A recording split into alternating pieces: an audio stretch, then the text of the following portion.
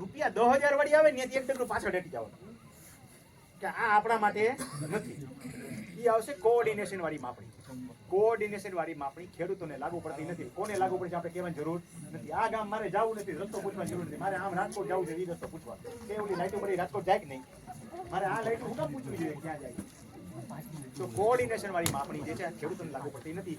હેક્ટરે 10,000 રૂપિયા છે, આપણે હેક્ટરે 600 વાળા જવાનું.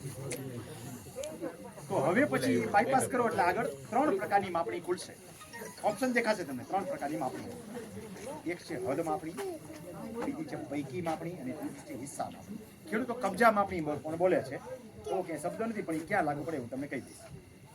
હવે જ્યારે વિભાજનની વાત કરવી છે આપણે, બ્લોક વિભાજન, નવી માપણી થકી નવો નંબર આપવામાં આવ્યો છે.